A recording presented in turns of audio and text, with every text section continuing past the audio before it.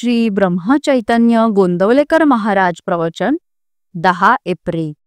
सर्वस्वी राहावे रामास अर्पण। आता ऐका माझे वचन, मनाने व्हावे रामार्पण। माझे नाते गोते एक राम, हा भाव ठेवून जावे रामास शरण। अनन्य भावे भगवंती, जो कृपेची साक्षात मूर्ती। रामा आता करणे नाही उरले जाण, तुला आलो मी अनन्य शरण। सुख दुःखाचा दाता, सत्य नाही दूजा आता। जाणीवेने जैसे घ्यावे, तैसे मनाने सुख दुःख भोगावे। मी माझेपणाची जोपर्यंत धडपड जाण, तोपर्यंत नाही समाधान। सर्वस्वी राहावे रामास अर्पण, हाच उपाय सांगती साधे जन। रामाला अर्पण व्हावे कोण्या रीती, त्याचा मार्ग सज्जन सांगती।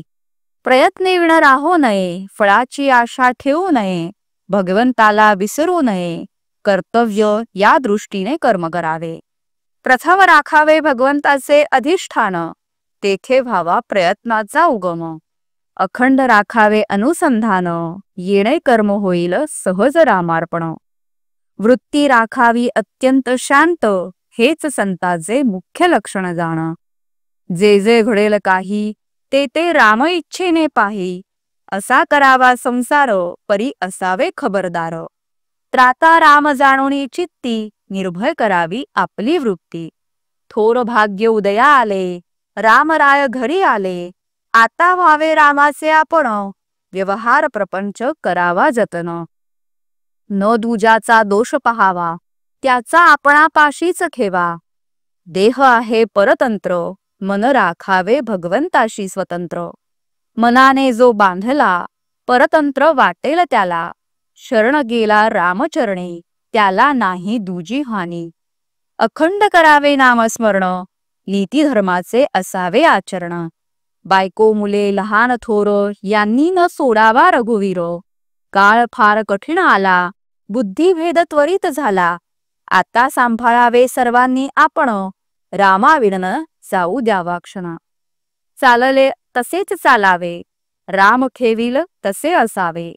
माझा राम जोडला हे जाणले ज्याने, त्याला न उरले करणे। राम ठेवील ज्या स्थितीत, त्यात समाधान मानावे। रामास जे करणे असेल, ते तो करते करील।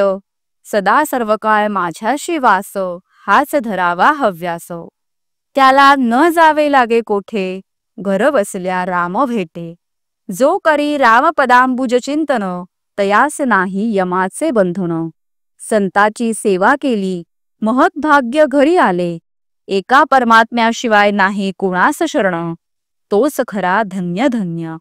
संताचे मर्जीने वागल्यास, कल्याण होईल खास। बोधवाक्य, अखंड राखावे अनुसंधान, येणे कर्म होईल सहज रामार्पण। जय श्रीराम।